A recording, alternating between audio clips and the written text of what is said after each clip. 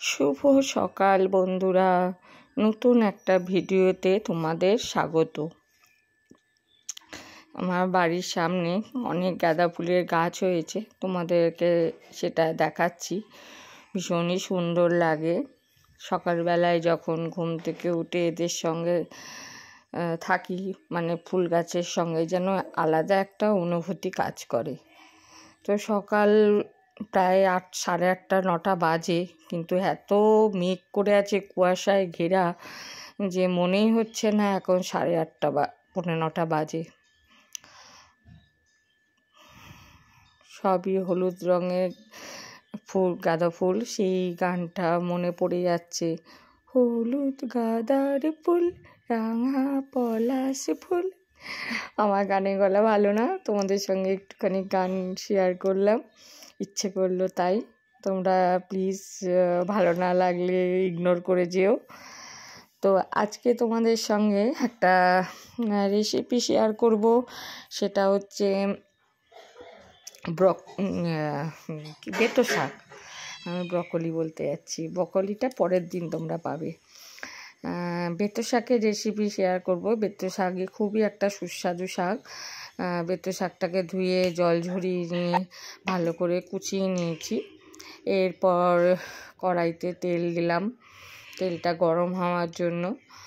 তো এরপর যেগুলো তোমাদের সঙ্গে শেয়ার করব, যে কি কি লাগছে বেতো শাকের মধ্যে, বেতো শাকে কি কি দিচ্ছি, তো দেখো তোমরা।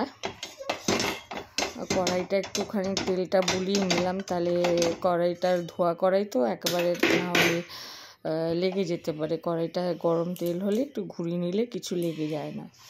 তো বেতো শাকের মধ্যে আমি দিচ্ছি কুচো করে রেখেছি বেগুন, তারপরে বেগুন দেখছো, মটরশুঁটি নিয়েছি, কাঁচা লঙ্কা চিড়ে, আদা জিরে, বড়ি, আর তোমার হচ্ছে বেতো শাক। এইদিকে আছে জিরে গুঁড়ো, হলুদ গুঁড়ো, নুন। তো ওখানে একটু আদা রসুনের কুচিও নিয়েছি। এবার কড়াইতে দেব শুকনো লঙ্কা আর কালো জিরে ফোড়ন। ভয়েসটা বলে দিচ্ছে, আগে বড়িটা ভেজে নিতে হবে। বড়িটা আগে ভেজে নিলাম, ভালো করে ভেজে নিতে হবে লাল লাল করে। তো দেখো ভালো করে ভেজে নিচ্ছি বড়িটা। আসলে পরে ভয়েস দিতে গেলে না একটু আমার অসুবিধাই হয়, আমি ওই জন্য সঙ্গে সঙ্গে ভিডিও করলে আমার খুব সুবিধা হয়, ভয়েস দিতে গেলে আমার খুব অসুবিধাই হয়ে যায়। তো বড়ি ভাজা হয়ে গেছে। এবার এই তেলের মধ্যে আমি আরেকটু তেল দিয়ে দেব হচ্ছে কালো জিরে, আর একটু তেল দিলাম। তেলটা একটু ভালো করে ভাজতে হবে, তো সবজিগুলো আলু বেগুন ওগুলো তো একটু ভাজতে হবে, সেই জন্য প্রথমে দিলাম কালো জিরে আর শুকনো লঙ্কা ফোড়ন। তো ফোড়নটা ভালো করে হওয়ার পর এরপর আমি কেটে রাখা সমস্ত সবজিগুলোই আমি দিয়ে দেবো।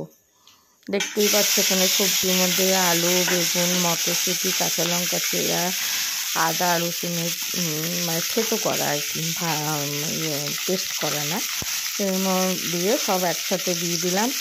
এরপর নুন দিলাম, নুন দেওয়ার পরে দেবো হলুদ দিয়ে এবার এই সবজিগুলোকে আগে একটু ভেজে নেব।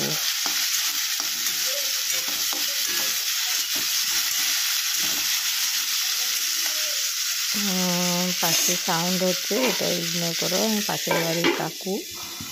তো এটা ঢাকা দিয়ে সবজিটা ভাজবো, ততক্ষণে আমি বাকি কাজগুলো সেরে নিই। যাই হোক, এবার ঢাকাটা তুলে আর একবার সবজিটা নেড়ে দেবো।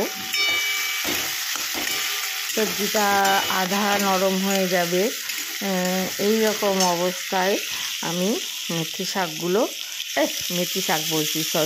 বেতো শাকগুলো দিয়ে দেবো। বেতো শাকগুলো দেওয়ার পরে আবার আমি নুন পরিমাণ, কারণ ভাজাতে তো নুন দিয়েছি, আবার শাকের মধ্যেও একটু নুন ভালো করে নেড়ে চেড়ে একটু স্বাদ অনুযায়ী নুন হলুদ দেব। নুন দিলাম, এবার একটু হলুদ দেব। তারপরে এখানে দিলাম জিরে গুঁড়ো,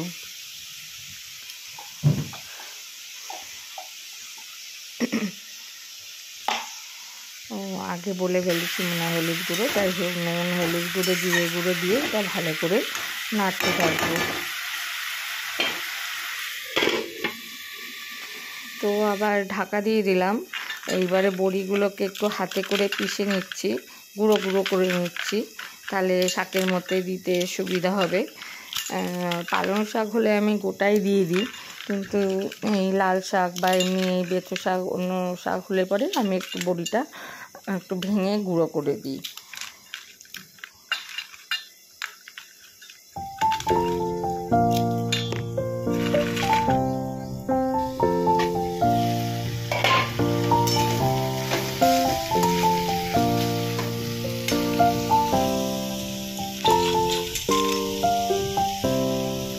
এবার ভেঙে রাখা বড়িগুলো দিয়ে দিলাম। বেঁচো শাকটা দেখছো পুরো নরম হয়ে মাখো মাখো হয়ে গেছে।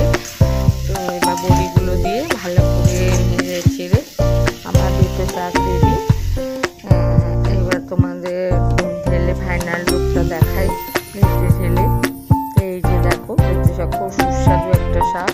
তোমাদের রেসিপিটি কেমন লাগলো অবশ্যই লাইক কমেন্ট করে জানিও।